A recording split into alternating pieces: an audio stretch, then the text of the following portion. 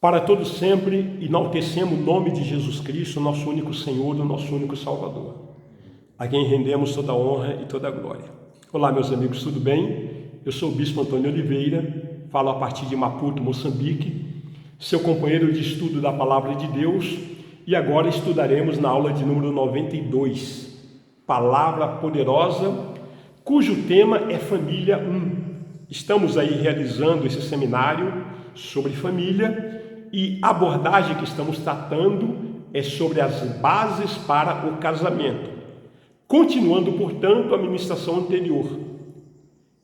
E nós queremos dizer que as alianças, elas não podem ser rompidas. Falávamos de algumas alianças e agora queremos fazer menção de Davi, que fez aliança com Jonatas.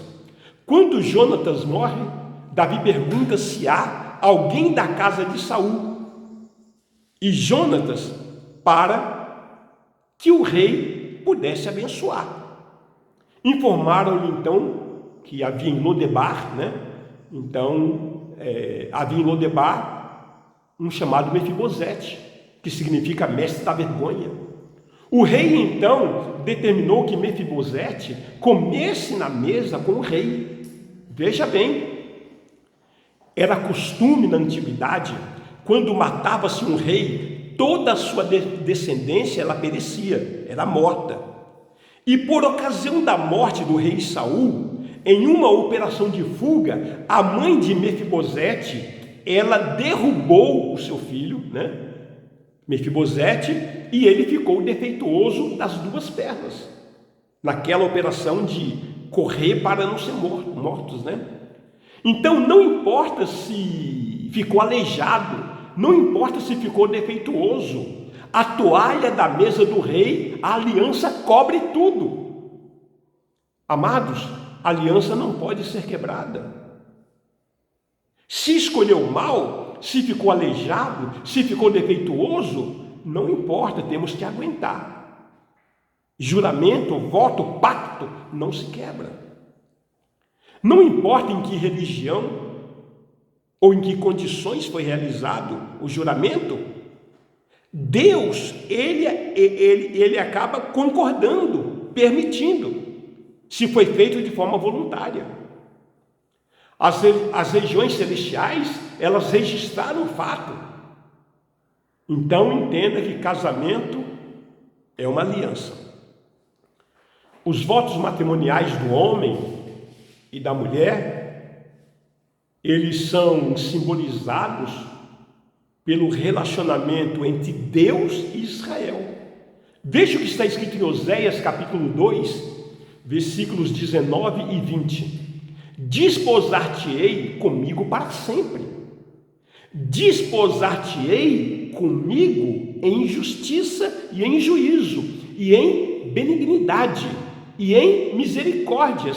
Desposar-te-ei comigo em fidelidade e conhecerás ao Senhor. É o que o Senhor está nos revelando. Queremos falar um pouco sobre o relacionamento entre marido e mulher.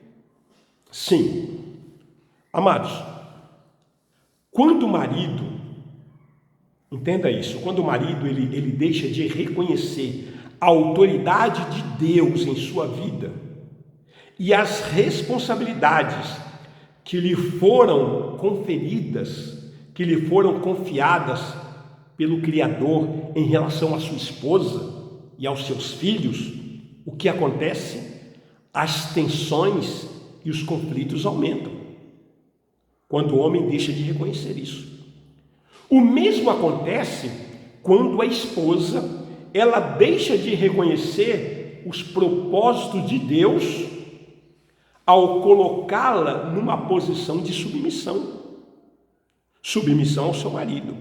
Quando ela deixa de reconhecer, também aumenta os conflitos. Primeira Epístola de Pedro, capítulo 2, versículo 19. Porque isto é grato, que alguém suporte tristezas, sofrendo injustamente por motivo de sua consciência para com Deus. Então entenda que a palavra já nos previne aquilo que nós estamos sujeitos a passar. Ainda em 1 Pedro, capítulo 3, versículo 9, não pagando mal por mal ou injúria por injúria, antes pelo contrário, bendizendo, pois para isso mesmo fostes chamados, a fim de receberdes bênção por herança. E aí, amados, entenda que Jesus Cristo é o nosso exemplo. Ninguém mesmo foi mais falsamente acusado do que Jesus Cristo. O inocente que tinha todo o direito de reagir contra os seus acusadores, mas não fez. Pense isso. Qual foi a atitude então de Jesus? Perdoou os seus acusadores. Em vez de tornar-se supersensível ou amargurado ou, quem sabe, insensível apenas. O que Cristo fez, ele deu em troca apenas sensibilidade, ele deu em troca amor. Esse é o nosso dever como seguidores de Cristo. Acima de tudo, devemos agir assim com os nossos cônjuges. Amados, quando nós somos falsamente acusados ou feridos, isso é a maneira de Deus nos mostrar que o nosso cônjuge precisa de uma nova dose do seu amor. Então, avalie o seguinte: atitudes e atos do ofensor, né? Qual é a nossa responsabilidade? Amar. Então, quando o cônjuge estiver magoando, o que nós devemos fazer? Devemos perdoar. Quando o cônjuge estiver aborrecendo, nós devemos amar. Quando o cônjuge estiver xingando, nós devemos abençoar. Quando o cônjuge estiver maltratando, nós devemos orar a favor dele. E qual será o resultado? O ofensor, com sentimento de culpa para limpar a sua consciência, evidentemente, pedirá perdão. Se em casa o ambiente é hostil, é violento, é promíscuo, mostre que há outros ambientes de respeito, de amor, de paz, até para oferecer à pessoa a oportunidade de escolha ao seu estilo de vida. Tem essa atitude. Nem sempre servem como padrão e modelo de vida os nossos pais, para tomarmos como exemplo. Nem sempre. Falando sobre as funções na comunicação, dentro da função homem e mulher, a base é igual. E qual é o padrão? É o Pai, Filho e Espírito Santo. É o nosso Deus na sua triunidade. Dentro da função marido e esposa, a base é a submissão vertical. Qual é o padrão? Cristo, igreja, marido, esposa, filhos. Dentro da função pai e mãe, a base é a unidade. E qual é o padrão? É a palavra de Deus. Dentro da função irmão e irmã, a base é a submissão mútua. Qual que é o padrão?